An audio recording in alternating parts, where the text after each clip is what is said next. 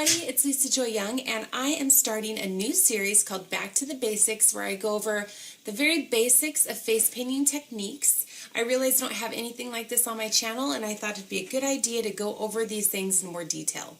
So this is the first video in this series, and it's going to be about activating your paint and getting different paint textures to achieve different looks when you're doing face painting or body painting.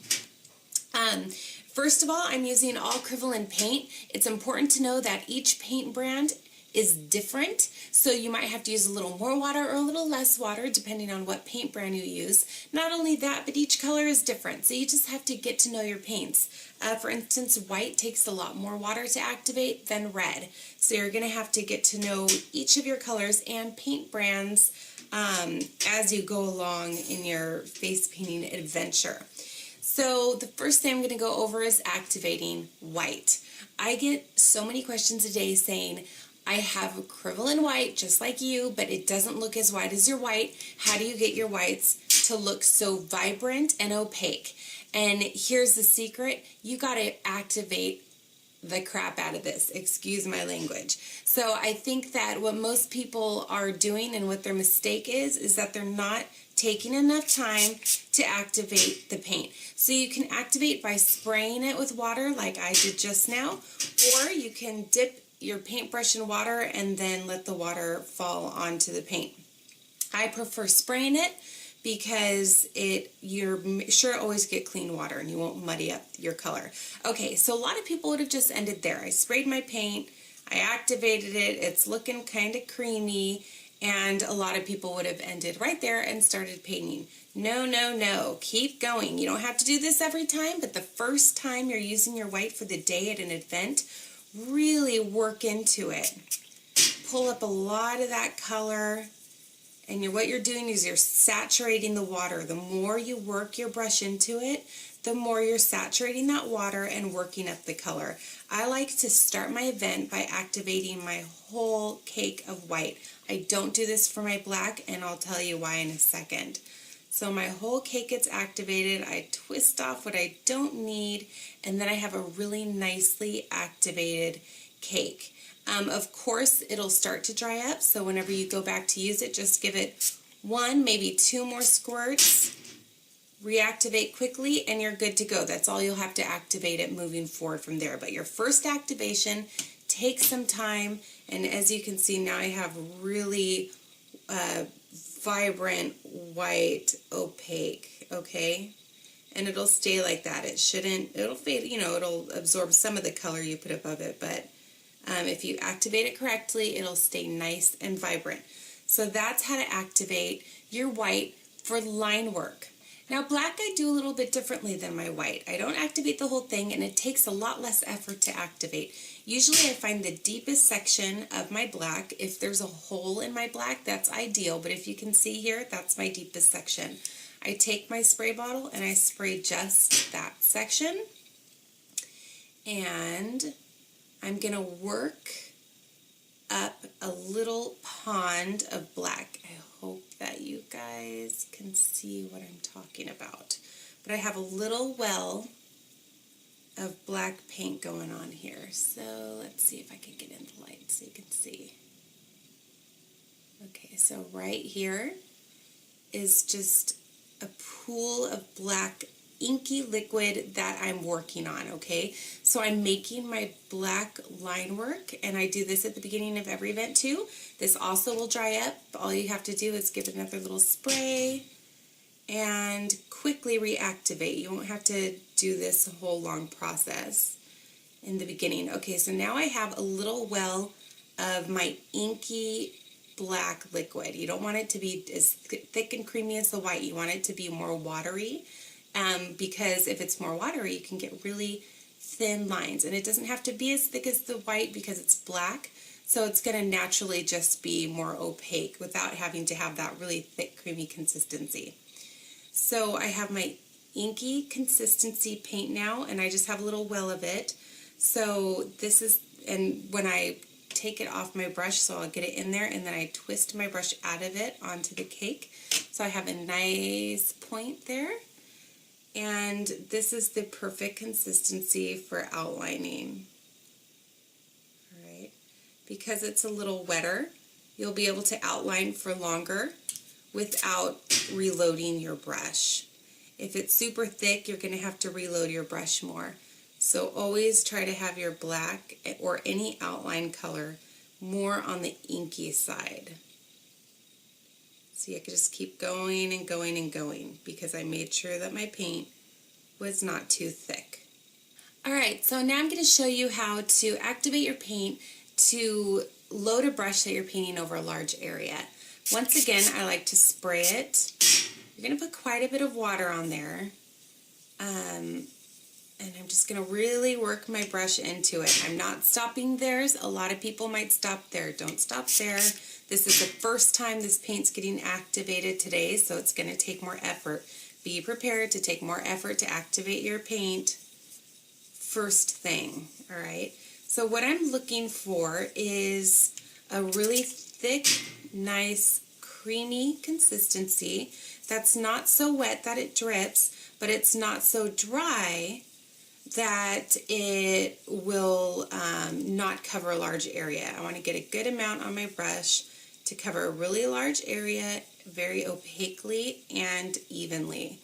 Okay, so the consistency of my paint, if you can see here, is nice and thick now and creamy. So that looks good. I'm just going to get all that on my brush. And I have extra here to go back to now on my cake. And now this will really easily and quickly cover a large area. If I need to, I can go back and get extra paint that had been activated to continue covering. Okay, so I'm going to show you right now how using different paint consistencies can come to your advantage to get different looks and techniques. So to do this base color, I got the paint nice and creamy and I put a ton of it on my brush. Now one of the techniques that I love to do is I love to take a contrasting color like this pink and flick it and dry brush it over a base color. To make this work, you have to make sure your base color is dry, number one, and it always looks the best when you use like really bright different colors. So I'm going to be using this pink. Now I'm only going to give it, I'm going to start with one spray because whereas the base color was wet and creamy, we want this color, the contrasting color, to be more dry and sticky. You want it to have a sticky consistency. Now if you get too much paint or too much water in your paint like I just did, all you do is wipe your brush off on a paper towel. I don't have that, so I'm just going to brush some off onto my hand and get some more until it's a drier, stickier consistency. And you can test it out by flicking your brush. If you flick your brush like this and it fades off at the end, you know you're doing good. Okay, but you have to make sure it's really thick and sticky so it shows up over this. If it's too creamy or watery, this color will show through too much and it won't look as good. So you have to get that nice and thick and sticky, and then you just press your brush and flick up like that.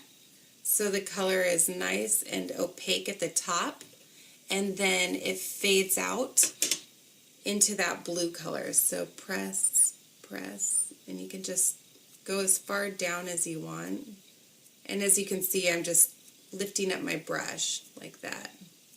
I really like blending two colors together like this because it's not a neat blend. It's more of a messy blend. See there, this is with my paint even stickier. It gives it more of like a rustic vintagey look. I don't know, it's really cool. So now most of the paint's off my brush. It's just that like really dry sticky paint that's left. So you can go through and just use that dry paint to blend it a little further.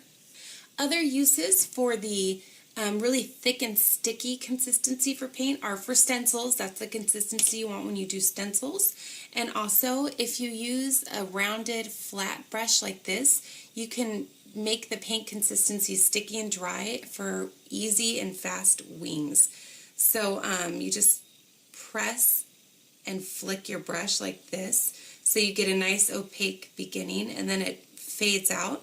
And then you can do really cool, really fast, like feathery looking wings like this. And then just tip the edges once more to give it even more dimension like that. And that's a really fast and easy way to make fluffy, feathery wings. Alright, so we've gone over creamy paint, inky paint, sticky paint.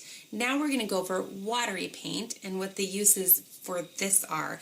Basically with watery paint you're going for dripping effects, and shadowing. So for the dripping I'm going to use red, and red is one of those colors that takes less water to activate. It doesn't absorb the water as quickly as some of the other paints.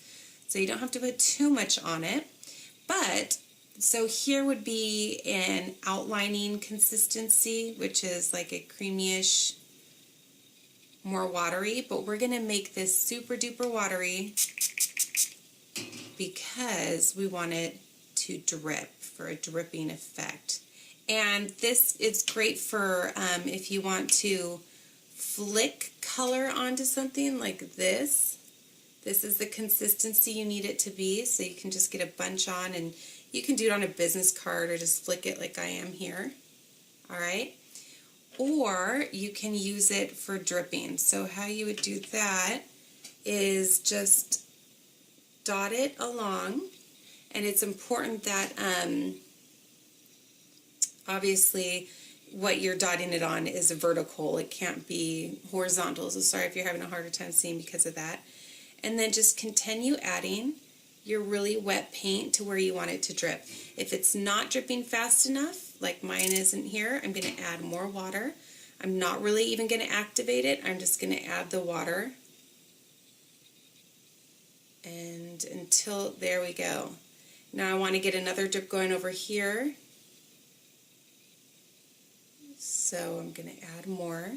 Once it starts dripping, it's going to drip for a really long time.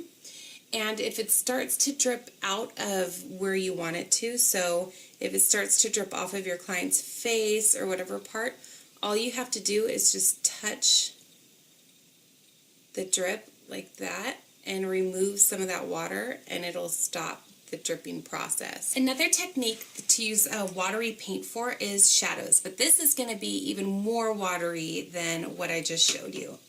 So to make paint to use for shadows, just put a little bit of paint on your hand, and then what you're going to do is take water, and you're going to just pull a tiny bit of that paint out, just like so. So now we have this very watery, faded black color, and that's perfect for shading. If it's not dark enough to your liking, you can grab just a tiny bit more out of your little blob there, pull a little more out, and then you'll have a little bit of a darker shade color. The last paint consistency we're going to talk about is a dry consistency. So this is different than the sticky because the stickiness has more moisture to it. This is going to be dry, and generally this is used for shadowing. So you can do the really watery, wet technique for shadowing, or you can use the dry brush. And you can either activate your brush on a wet wipe so that your brush gets moistened but not too wet, or you can just dip your brush in water and then dry the excess water off.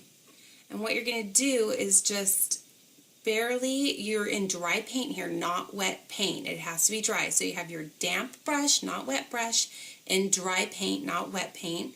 And you're going to run your brush in that dry paint.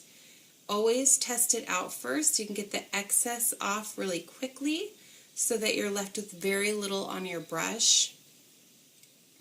Now I just painted a quick flower, and I'm going to show you how I would shade using this dry paint. So I have very little on my brush at this point, and I'm just going to go along, and as you can see, it has just kind of a powdery effect at this point. And if it's easy for you to use powder, by all means use powder instead of. Alright, so this is basically what's on the brush. It's very little, you can see there. And you're just going to use your tip to scrub in the shadow color.